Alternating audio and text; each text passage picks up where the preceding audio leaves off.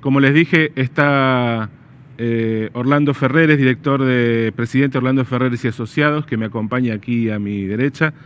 Y van a estar conectados también, ya los vamos a ver en pantalla, Emanuel Valores Agís, que es fundador y director de la consultora P4Q, Martín Tetas, economista, bueno, ya para muchos conocido por su actuación en medios, investigador de la Universidad de La Plata, Diana Mondino, directora de Relaciones Institucionales de la Universidad del SEMA, una economista también con mucha trayectoria dentro de lo que es nuestro mercado de capitales, y Ana Cohen, CEO y presidenta del Grupo Cohen, también una protagonista activa del mercado de capitales. Con todos ellos vamos a poder hablar sobre lo que estamos viviendo en este momento de la economía tan particular, después de un año muy duro, y con especial énfasis en qué es lo que podemos esperar hacia adelante. Hola a todos, buenos días, gracias por estar conectados. Hola, buenos días, Hernán. Gracias por la invitación. Si les parece, me gustaría, Ana, te doy la primera palabra, un poco para que nos puedas contar. Hoy el mercado, digamos, de capitales locales está funcionando de una manera compleja. Muchos aprendimos como a tomar conceptos novedosos. Nos enteramos de qué es el parking, que existe como norma. Y la pregunta que te quiero hacer es, bueno, ¿cuánto pensás que puede seguir funcionando el mercado así? ¿Y qué cosas necesita para que pueda de alguna manera normalizarse, ¿no? ¿Qué perspectiva ves hacia adelante? Bueno, primero gracias por la invitación, encantada de estar en este glorioso panel lleno de honrosísimos expertos. El mercado está operando en la Argentina después de una serie de sucesivas crisis con algunas restricciones que tienen que ver con el cuidado de la economía y del impacto que la brecha cambiaria pueda provocarle. No tengo la seguridad en el futuro respecto de cuáles van a ser las normativas que nos vayan habilitando o no habilitando elevar estas restricciones. Hoy la realidad es que tanto el ingreso como la salida de capitales de la Argentina está entorpecido, digamos, básicamente a los efectos de esta protección y por cuestiones que tienen que ver con algo que no es el mercado de capitales. Ahora, dicho esto, la resiliencia existe y hay varios proyectos y varias cuestiones que tienen que ver con empezar a mirar el mercado de capitales interno, porque hay una oportunidad para que las compañías accedan a crédito en la Argentina casi sin precedentes, diría yo, en términos de pesos.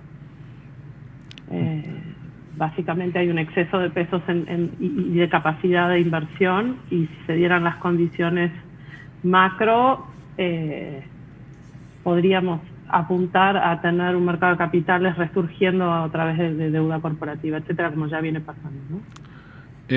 Diana, me gustaría preguntarte, estamos viendo un mercado donde de alguna manera lo que estamos tratando de evitar es que circulen los dólares, los pocos dólares que tenemos, o que se vayan. La pregunta es, ¿y dólares que entren, cuándo crees que va a haber? ¿Deberíamos tener o esperar o gestionar algún tipo de aporte financiero que oxigene un poquito la demanda de dólares, o crees que esto se va a sostener así con el saldo comercial que estamos recogiendo mes a mes? A ver, no hay incentivos para que entren dólares fruto del comercio internacional. Los exportadores de todos los sectores, siempre todo el mundo se enoja con el agropecuario, pero todos los sectores están restringiendo sus exportaciones, cobrando en el exterior si pueden, por esta enorme brecha que se da. Entonces, digamos, en términos de economía tenemos menos oferta y la demanda es cada vez más grande porque hay temor a lo que pueda ocurrir con los precios en Argentina, cuánto se puede sostener el peso. Así que en general la gente prefiere estar en dólares. Aún aquel que genera los dólares los vende en el mercado local solamente porque está forzado por el Banco Central. A ver, todos sabemos que en Argentina tenemos no solamente el tipo de cambio oficial y retenciones, sino que está obligación de liquidar divisas. Eso obliga a todo exportador en un tiempo perentorio a entregarlas. Así que no hay mucho incentivo. De todas maneras, esa es la parte mala. La parte buena es que el precio de nuestras principales exportaciones, que son las agropecuarias, ¿sí?, ha crecido bastante en estos últimos 2 meses, fruto de la pandemia. Tenemos un saldo comercial que se achicó muchísimo en octubre, septiembre y octubre, pero bueno, es porque los importadores anticiparon compras que tal vez no necesitaban, pero digamos para aprovechar los dólares que son tan baratos. O sea, lo que es un castigo para el exportador es un premio para el importador. Ahí hay una inconsistencia que más tarde o más temprano, por las buenas o por las malas, se termina resolviendo. ¿Qué es por las malas? Prohibición de importación. ¿Qué es por las buenas? Condiciones similares para ambos mercados. Así que yo no veo hoy una aluvión de dólares, pero Argentina siempre exporta, siempre exportará. Es cuestión de darle un empujoncito favorable y creo que ahí estaríamos muchísimo mejor. Emanuel, en nuestras últimas charlas siempre marcamos que el gobierno tomó un rumbo el 15 de septiembre y que ahora lo que se hizo desde que Martín Guzmán, el ministro de Economía, tomó un poco concentró la estrategia y las definiciones económicas es revertirlo, tratar de llevarlo hacia otro lado, tomar otro tipo de decisiones. Hoy vemos, por ejemplo, que hay un poquito más de énfasis en lo fiscal, en el cuidado monetario, en tratar de bajar la cantidad de pesos que hay en circulación. Mi pregunta es, ¿con esto que estamos haciendo alcanza o el gobierno debería hacer un poquito más? ¿Qué es lo que esperás que suceda, digamos? Mira, yo creo que hay un aspecto positivo y uno negativo del cambio de rumbo al que referís, con el cual concuerdo. Me parece que el aspecto positivo es que con poquito el gobierno consiguió bastante, por lo menos en el síntoma de la inconsistencia que estamos teniendo, que es la brecha. Lo negativo, obviamente, es que no alcanza y que falta muchísimo más. Me parece que en esto yo creo que Argentina va a enfrentar el desafío de tener que explicarle bastante rápido a todos los agentes económicos cómo va a financiar lo que yo creo que es una buena decisión, que es una convergencia gradual al equilibrio fiscal, pero que es una decisión incompleta si uno no explica de dónde va a sacar el dinero para financiar ese gradualismo. Y como todos sabemos, en Argentina, en general, los problemas de financiamiento de la economía en su conjunto tienen más que ver con los dólares que con los pesos. Entonces, si uno piensa que este año, producto de la pandemia, Argentina tuvo que estrujar y agotar las únicas dos fuentes de financiamiento que tenía, que básicamente eran la emisión monetaria y el mercado local de capitales, luce complejo, incluso con una reducción del déficit sustantiva para el año que viene, volver a recaer todo el esfuerzo de financiamiento del déficit en esas dos fuentes. Entonces, o Argentina consigue una fuente de financiamiento externa, o la situación del año que viene empieza a parecerse más a una situación compleja que a una situación de transición, que es lo máximo que uno le puede exigir a la economía a la salida de la pandemia. Martín, gusto verte, aunque sea vía Zoom, siempre conectados por el WhatsApp muchas veces. Quería preguntarte un poco también, como le consultaba a Manuel, si crees que con este reenfoque que está haciendo el gobierno es suficiente, o si en este caso debería acudir a otras vías de financiamiento, como sugiere Manuel, por ejemplo, activar el swap con China, hacer un financiamiento a través de bancos o, por ejemplo, pedirle fondos extras al FMI. ¿Cuál crees que debería ser un poco el sentido de esa cómo deberían causar esa demanda? Sí, primero gracias Hernán por la invitación. Me parece que era necesario, pero no alcanza, digamos.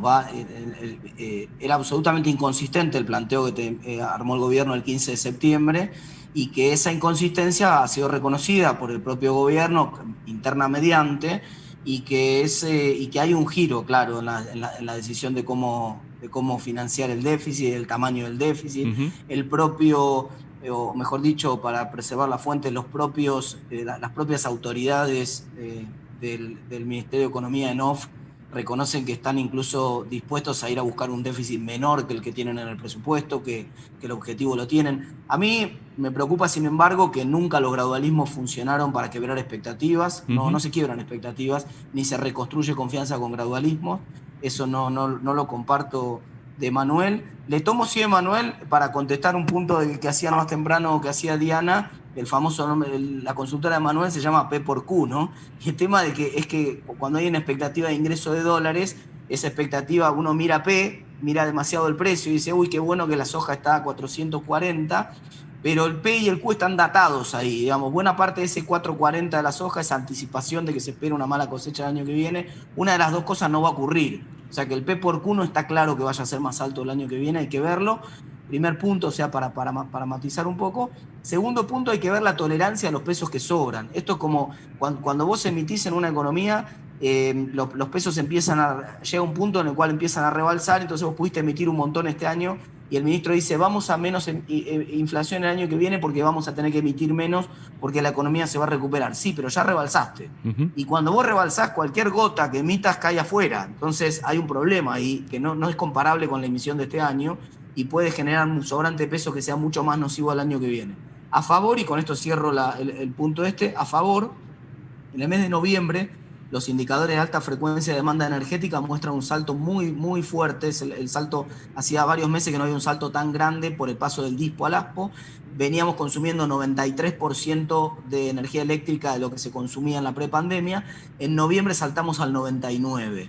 Digamos, ese salto fuerte me parece que puede generar un poco más de monetización de la economía.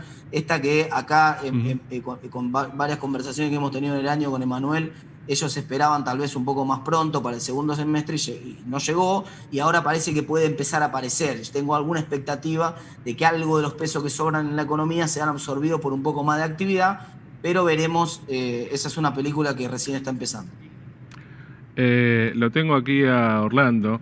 Orlando, vos has tenido experiencia no solamente como consultor, sino que también has sido funcionario público, y una de las cosas que me gustaría preguntarte es sobre la restricción política, porque cuando analizamos un poco la coyuntura, claramente siempre tenemos que poner como las variables reales, ¿no es cierto? La restricción fiscal, la demanda de dólares, y a mí me gustaría saber cómo ves la restricción política. Para un gobierno no se le puede pedir todo, o sea, claramente uno diría, y si tomara deuda en dólares sería más fácil, pero no quiere tomar deuda en dólares este gobierno.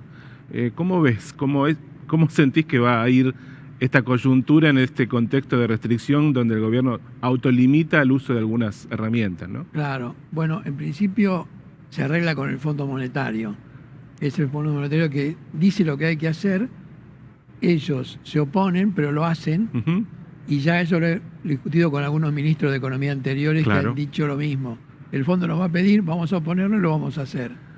Entonces me parece que las restricciones políticas se dan, pero también el fondo no va a cambiar su posición porque el gobierno tenga otra orientación. Entonces va a pedir, digamos, ahorrar en tema, digamos, de distintas cosas del gasto público, achicar el déficit fiscal primario y el déficit total también, y entonces vamos a encontrarnos con una situación más tranquila desde el punto de vista fiscal. Y eso puede llevar a ayudarnos mucho en lo que es monetario, porque ahí hay que financiarlo con dos elementos, uno con el financiamiento local, que es chico, y otro con el Banco Central. Entonces los dos las fuentes de financiamiento son esas, salvo que apareciera algún crédito de algún otro país o algo así tipo China, que diera una suma más grande, pero ya China tiene dado como 19.000 millones de dólares esta forma del swap, así que yo no lo veo tan fácil, tan factible. Te repregunto esto, ¿qué opinas, qué sentiste cuando la vicepresidenta Cristina Kirchner hizo en esa carta tan conocida, una anunciación de algunos de los problemas y centró, por ejemplo, como uno de los más graves, la Argentina bimonetaria, ¿no? Y puso al dólar ahí como en el medio? ¿Qué sensación te dejó leer? Bueno, es lo que pasa, digamos, en muchos países de Latinoamérica, donde funciona también el dólar como una moneda normal. Por ejemplo, en Perú funciona el dólar y el sol, y como no hay mucha inflación, tienen un tipo de cambio parecido. Acá en Argentina también funciona el peso y el dólar, pero como la inflación es muy alta, la tasa de devaluación es grande y a veces la brecha es excesiva, como pasó cuando llegó casi a más del 100%. Ahora bajó, está más normal. No sé si será definitivo, pero evidentemente hay un problema con el dólar. El dólar es la moneda de reserva, no es la moneda para todos los gastos de todos los días, es para guardar. Entonces todo el mundo, cuando le sobra algo, ¿qué es lo que quiere? Comprar dólares. Es una realidad que no hace falta describirla porque es evidente. Yo creo que está bueno de que eso lo podamos decir de una manera clara, pero es lo que la gente ocurre. Cuando la gente tiene un poquito más de plata porque le sobra los pesos, lo que trata es de comprar el dólar. ¿Por qué? Porque es una moneda que va a servir para dentro de un tiempo. Y la Argentina claramente tiene un histórico déficit de generación de dólares, con lo cual nos movemos siempre como en un mismo círculo vicioso, de alguna manera. Sí, el 60%, 69% de la generación de dólares viene del sector campo y agroindustria. O sea que el 70%, vamos a decir, viene de ahí. O sea, es realmente importante, ¿no?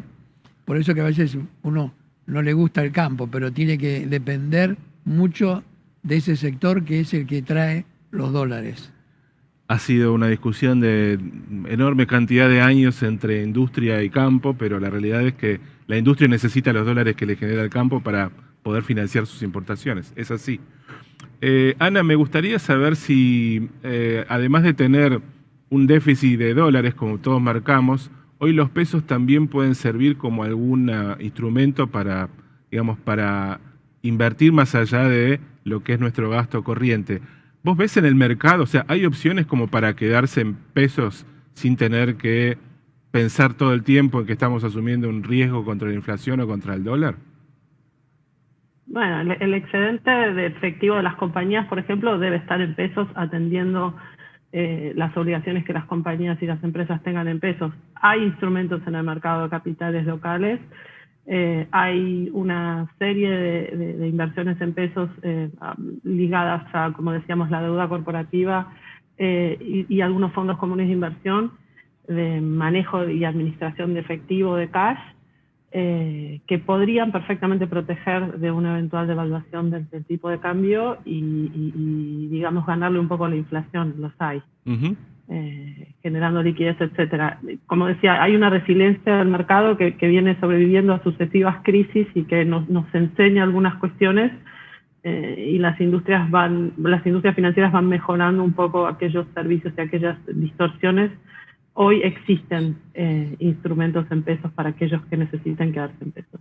¿Y las acciones pueden llegar a tener, digamos, de la mano de una reactivación que por ahora viene así como lenta, ¿crees que puede haber alguna oportunidad también ahí en el mercado de renta variable? Sí lo hay, es otro tipo de volatilidad y para otro tipo de inversores. Claramente. Pero básicamente lo hay, estos valores de las acciones son relativamente atractivas para ciertos jugadores que tengan apetencia por el riesgo. En el mundo la volatilidad está siendo marcada. Nosotros no solo no somos exentos de eso, no estamos exentos de eso, sino que le agregamos las cuestiones que tienen que ver con nuestros commodities, nuestras restricciones, etcétera, con lo cual la volatilidad va a estar a la orden del día, y también algunas definiciones que tengan que ver con tarifas y con variables que el gobierno vaya adecuando a su próximo pasos, digamos, ¿no? Entonces cada uno de los sectores que están representados en el Merval pueden sufrir o beneficiarse por algunas medidas que vaya tomando el gobierno en esta nueva etapa. Claramente, tu referencia con es el cuidado, claro. Puede ser atractivo. Bien, pero como siempre, con riesgo. En la Argentina creo que no hay una inversión que... El día que tengamos una inversión segura, no sé, tal vez tendremos otro nombre. Diana... sí, te completas. No, nada, quería decir que en el mundo esto está pasando. Claro. Las acciones en el mundo están siendo revisadas. Hay analistas que te dicen que los mercados como el S&P o los índices como el S&P están caros y otros que te dicen que van a volar. Se viene un mundo de mucha volatilidad, lo estamos viviendo y nosotros no estamos exentos. Diana, hasta hace unas semanas o meses había una alta expectativa de que podía haber una corrección cambiaria fuerte antes de fin de año. El gobierno quiso dar señales, por lo pronto planteando que no era el rumbo que elegía. ¿Crees que esa expectativa ya se calmó lo suficiente, desapareció? ¿Qué esperarías en términos de, digamos, de tipo de cambio de acá a las semanas o meses que siguen? Mira, ¿qué esperar? ¿Puedo contestar con lo que ahora se llama la teoría monetaria de Maradona? Sí, por supuesto. A raíz del fallecimiento de Diego, se han reflotado un viejo discurso del año 2005 de Mervyn King, que ha sido el presidente del Banco de Inglaterra, o el gobernador del Banco de Inglaterra, que se refería a los 2 goles de Armando Maradona como uno, el de la mano de Dios, en donde fue, bueno, algo que salió y salió bien y salió de casualidad y no fue sancionado. El segundo gol, sin embargo, fue un magnífico ejemplo del poder de las expectativas en la teoría de los tipos de interés y en la teoría del tipo de cambio. Diego corrió, no sé cuánto, todo lo hemos vuelto a ver este fin de semana incansablemente, pero digamos, desde la mitad de la propia cancha pasó a 5 jugadores ingleses y metió el gol que todos conocemos. Lo notable es que Maradona corrió en línea recta. ¿Qué pasó con los 5 defensores? Bueno, todos los defensores estaban esperando, justamente lo que todos esperamos del gobierno ahora, que cambie de rumbo, que no va a hacer esto, no va a hacer el otro, va a cambiar la política monetaria, no va a poner el impuesto tal, el presupuesto si lo van a aprobar, no lo van a aprobar. Entonces, los defensores esperaban que el gobierno corrigiera el rumbo. Aunque los defensores esperaban que Maradona corrigiera el rumbo o que cambiara de rumbo. Maradona corrió en línea recta y por eso pudo hacer el gol. Aquí yo no sé a qué sería hacer un gol. Todos queremos que el gobierno cambie de rumbo, nada más que unos quieren que lo cambie para un lado y otros quieren que cambie para el otro. Vos mismo acabas de decir que la industria necesita los dólares de la exportación. Exacto. Nadie dice que la industria compre los dólares de la exportación. ¿Por qué le tenemos que pegar un palo en la cabeza a los 4 sectores exportadores que tiene Argentina para dárselos a la industria? ¿Por qué no se pueden comprar entre todos ellos cómo funciona? Es exactamente lo mismo. Entonces, ¿va a cambiar el gobierno el rumbo? No tengo la menor idea. Y todos, eso es lo que tenemos, la volatilidad que nos comentaba Ana recién. Algunos creen que va a ser esto, otros creen que va a ser lo otro. No tenemos un lineamiento claro, no tenemos una política monetaria clara, sí tenemos una política fiscal que va a ser muy difícil de financiar. Entonces, hasta que no haya claridad en los conceptos, vamos a estar todos con esta volatilidad, pensando si va a la derecha o hacia la izquierda, y el gobierno no va a hacer ningún gol. Necesitamos que lo haga, necesitamos que Argentina crezca. Emanuel, el gobierno, como estamos remarcando, está tratando de dirigir un poco la nave fiscal con un rumbo de disminución del gasto todavía dudoso porque la incertidumbre de la pandemia existe y es real. Y este fin de semana el ministro de Economía, en declaraciones al Financial Times, dijo que no quiere apurar tampoco una negociación con el Fondo Monetario. Eso significa que vamos a pasar un verano, no sé, con un grado de incertidumbre para mí considerable. ¿Cómo ves vos este tránsito? ¿Qué deberíamos esperar para este arranque de 2021? Mira, creo que hay un problema con el frente fiscal que tiene que ver con la actividad y un problema con el frente fiscal que tiene que ver con lo monetario y con lo financiero. A ver, y hoy por hoy estamos todos discutiendo si el ministro Guzmán y si el gobierno en su conjunto están anunciando o no están anunciando un ajuste para el año que viene. A mí me parece que ahí hay un problema un poco de huevo y la gallina, ¿no? Digamos, yo suelo descreer, y la evidencia me exime de mayor explicación, la evidencia reciente de Argentina me exime de mayor explicación, que uno pueda ajustar para crecer, digamos, eso lo vimos los últimos 3 años y lamentablemente tuvimos una recesión económica fuerte. Ahora, también es cierto que Argentina, en la medida que crezca, necesita ir ajustando el gasto público, y acá aparece un poco el huevo y la gallina, porque si vos me decís, bueno, imagínate que el 1 de enero hay una vacuna y mágicamente nos vacunamos todos, y el ministro Guzmán dice, mi déficit fiscal para el año que viene es 3%, uno diría, bueno, es razonable, probablemente la economía se va a recuperar 5 o 6% y va a haber mucha menos necesidad de gasto público. Está en paralelo está el problema del financiamiento, pero déjame concentrarme un cachito en la cuestión de la actividad. Ahora, si la vacuna no aparece tan rápido o hay segunda ola, que hace que de alguna manera, como vimos en otras economías del mundo, la cuestión de la actividad siga complicada, 3% puede ser un déficit fiscal que la economía no soporte desde el punto de vista de la actividad. Entonces, acá está la paradoja de Argentina. Habiendo roto todas las fuentes de financiamiento, digo, Brasil tiene las reservas, Uruguay, Perú tienen el mercado internacional de capitales, Chile tiene su fondo de pensión, Algunos países en este contexto han tenido el propio Fondo Monetario, nosotros no hemos tenido ninguna de esas cosas. Entonces ocurre la siguiente paradoja.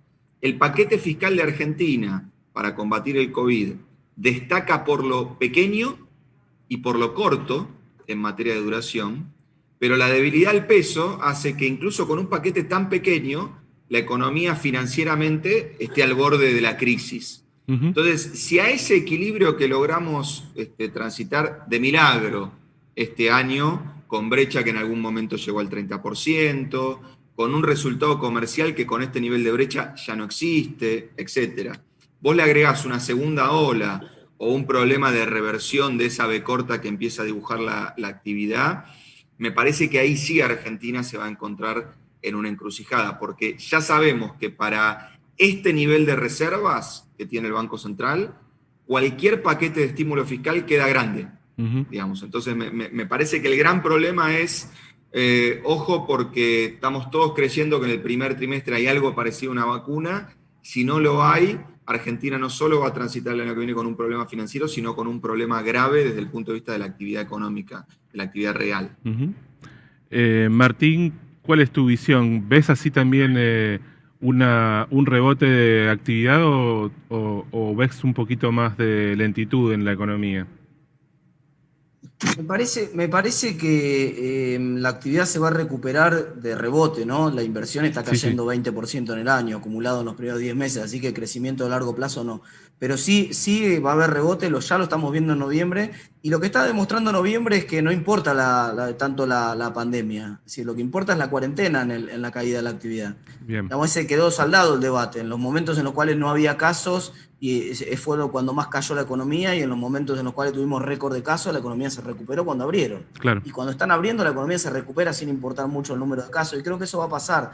Yo no tengo expectativa de que el gobierno tenga, digamos, no ha podido regalar dinero, que ha sido el plan más importante que se propuso este año, y lo diseñó para 3,5 millones, se le colaron 6, funcionó mal, digamos, si funciona en lo básico tan mal el Estado, que no es un problema ni siquiera de este gobierno, es un problema del Estado, entonces tampoco creo que lo pueda hacer para administrar como corresponde la vacuna, no tengo ninguna expectativa puesta ahí, y me preocupa sí la cuestión financiera, que es la otra parte que recién comentó Emanuel.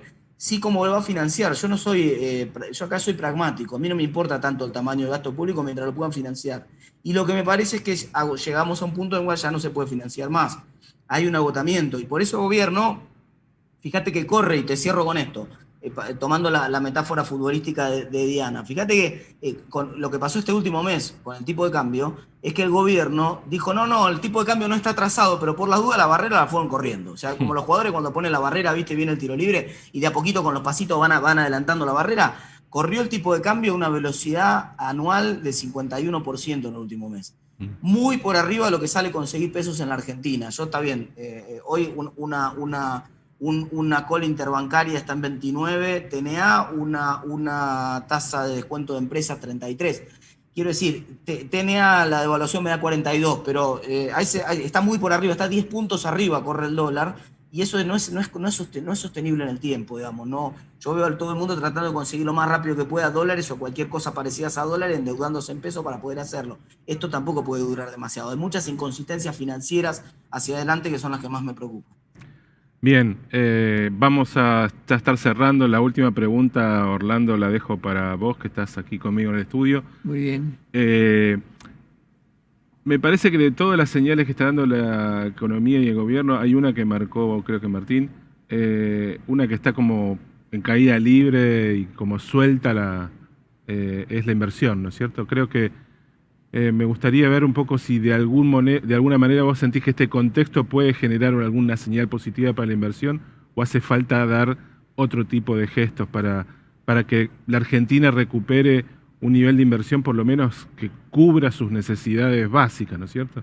Bueno, hay algunas inversiones. Por ejemplo, Aeropuertos Argentina 2000 está haciendo toda la nueva reinversión en el aeroparque, y son muchos millones de dólares. Sí. O sea, eso influye mucho en el resultado del año. Está bien que esa no es la única empresa que invierte, hay varias otras que invierten. Y también en M&A, o sea, en compra y venta de empresas, hay varias, incluyendo digamos Walmart y otras que han sido operadas. Me parece entonces que la inversión está cayendo 20-25% aproximadamente. Pero dentro de todo no está tan mal. En mi opinión va a caer más o menos 20%, y en consecuencia uno se va a encontrar con que eso nos prepara para el 2021 de una manera mejor, yo creo. ¿Por qué? Porque también es poca la inversión, es muy chiquita en relación al producto, pero es mejor que exista ahora y no que tengamos que hacerla el año que viene. No nos olvidemos que en el segundo trimestre del año que viene el producto va a crecer mucho, va a crecer 15-17%, y eso porque se están usando más sectores que estuvieron cerrados durante el 2020. Exacto. Y ahora se van abriendo, y en consecuencia ahí va surgiendo esta recuperación en B. No va a ser exactamente una B, sino que va a ser un poco menos. Pero, bueno, yo creo que gracias a un poco de inversión que se está dando, aunque puede ser forzado o no, pero de hecho producto también de la pandemia, porque si no se hubiera tenido cerrado el Aeroparque no se podría haber hecho esa operación.